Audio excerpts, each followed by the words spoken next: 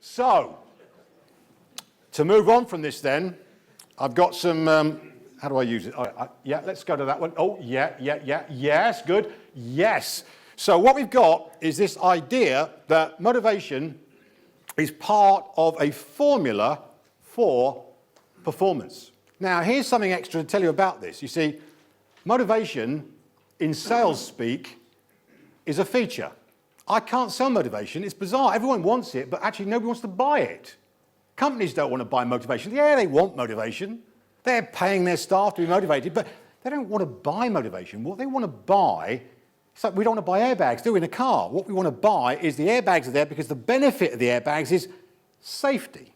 So Volvo in the 80s and 90s made a big thing of selling cars on the back end of, you get your flash cars somewhere else, but if you want a safe car, Volvo have got these airbags, they've got this iron bar, they've got this, that, it's a safe car. So people want to buy, so what's the benefit of motivation? And there are two sets of benefits. One is personal benefit, and one is company benefit. So the benefits of motivation on a personal level are 1, energy, which leads to 2, enthusiasm, which leads to 3, so we've got the energy, raw energy. The enthusiasm means we really like, we're happy at what we're doing, we really leads to engagement. We become committed to something. So when we've got this energy is driving, actually, it's a major driver of engagement. To have engagement without the motivation is really, it's like having a sandwich without a sort of filling. It's just, what is it? It's the central thing that's driving engagement. If we look at the company point of view, what is it doing? Motivation is driving, what's the benefit? Performance. And performance leads to Chris's favourite word, productivity. And productivity, if the strategy is correct, of course, if you've got the wrong strategy for your business, then no amount of motivation is going to help you. I'm not going to pretend it will. If you're swimming across the lane in the Olympics, then you're not going to get a gold medal. You've got to go down the lanes. But if you've got the correct strategy and you've got productivity with your staff, you're going to get profitability. So it's 3 Ps, performance, productivity, leading to profitability if we have the correct strategy. So from your perspective now, what I want you to think about is your performance and also to think about your team's performance because motivation is a core part of it. And when we look at these 3 components, it gets even simpler. Because the direction, which is the vision, the strategy, the business plan, all of that, that largely comes at senior level. It's not something that, you feed up, you give your ideas, etc., but it's not something you need usually directly to worry about. What you have to worry about, what concerns you, are these 2 areas, the skills and knowledge, and the motivation. And most training focuses really pretty exclusively on skills and knowledge. The very fact that you're dealing with engagement now and motivation now is unusual. It's not what most typical companies do. Most companies are doing what they've always done for the last 20 years. So this is actually where people are. So here's my first little test for you. I'd like you to do this for me if you wouldn't mind, if you've got a pen and paper to hand. It's this. And you don't have to share it with anybody. It's entirely private to you. It's just for you to think about. But you might want to think about this in connection with your team members when you actually do this. You might want to triangulate it with somebody else that you trust in your team branch to say, what do you think of Joe or Sam or somebody else? What's your score for this? Out of 10, taking yourself as the first example, how would you rate your own skills and knowledge in your current role out of 10? 10 being, I'm fantastic, I know all there is to know about it, and 1 being, I started yesterday, I'm not really sure what I'm doing. How would you rate yourself? Give yourself a score out of 10. Some nervous looks about the face. Nobody's looking at your paper, it's just entirely private to you. And when you've done that, and you'll get a chance to check this number in a minute actually, give yourself a score for your motivation out of 10. How motivated do you feel over the last 3 months out of 10? Give yourself a score for that. And then when you've done it, what are you going to do? No, but that's a good answer. You're going to multiply them. Because then you've got a percentage. Give yourself a percentage. And now I'll tell you a couple of things. Firstly, when you do this, 6 is the average. The average person in an average company will say, I'm 6 out of 10 skill, I'm 6 out of 10 motivated, which gives you, if you look at it like this, 6 times 6 gives you, as a performance figure,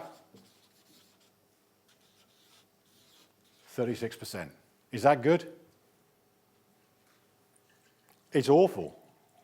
It's apt to be average. Average times average means you're actually totally underperforming.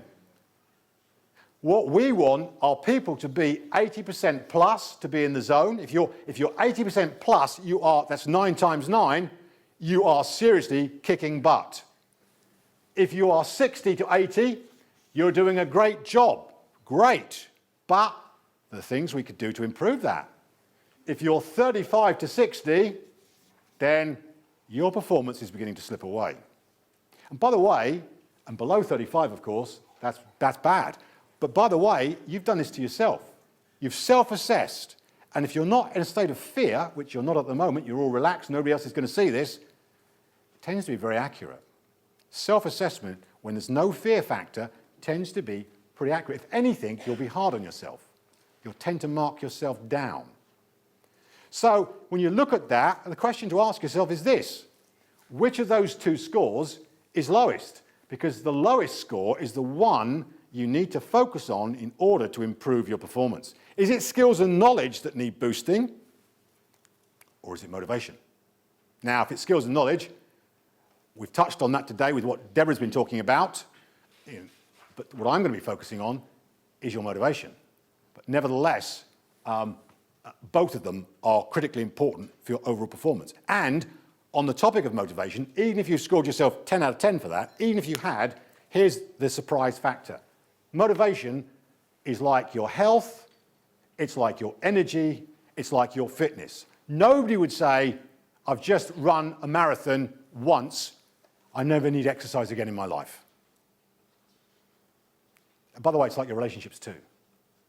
You don't say to your wife or your partner or your husband, I love you, I told you when I married you, or when we met up, I've told you once, I don't need to tell you again, because people need it to be continually told to them. You need to continually exercise, you need to continually do healthy things to keep your energy up. So too with motivation. If you just let your motivation drift, it will drift down. On day one when you join a new company, you tend to be 100% motivated. Why is it then, 2 years later, you're 50% motivated? Because you've allowed the drift, the management's allowed the drift to occur. So we need interventions in management in order to actually sustain it. And why do we want to sustain it? Because it feels good. Because it helps our performance. Because it makes us look good. Because we're working at a different level. Because actually sales are going to increase if we actually have got high levels of energy. As a matter of fact, they will. And that's not just the sales force, it's actually, when you go into a company, you meet lots of people. You meet people at the desk. I actually had a car dealership I worked with about 10 years ago. That was actually before I did Motivational Maths, which is 9 years old. But 10 years ago, I went into this car dealership in Wiltshire. And the MD said to me, James, he said, I've got this member of staff. She's so good. She's so loyal. She never has a day's sickness. She comes in even when she's ill. She does this, she does that. She's invaluable. But the trouble is, she says, she never smiles. I says, well, okay, what's her role? Well, it's not that important. She's just at reception. She's just the first person you meet going into the building, and she never smiles. She's always looking like she's poison. Everybody is in sales, aren't they? Everybody is selling or putting you off buying. So, what I'm going to do now with you is I am going to go through the 9 motivators, explain what they are, and if we'd have the handout, the first handout handed out now, that would be really great. You're going to get a sheet of paper with these 9 motivators on it. I'd like you, in advance of actually having your real map handed out, to see if you can predict what your top 3 motivators are. Okay, so there are 9 motivators. Let's see if you know yourself. And I'm just going to go through what this means and why it's like it is. So, there are 9 motivators in the human psyche. We've all got all 9 of them. We haven't just got 2 or 3, we've got all 9, but we've got them in a different proportion and a different order. And like values, we always go for the one that's more important than the other one. Okay, so our happiness depends upon us getting satisfied with the motivator that we really want.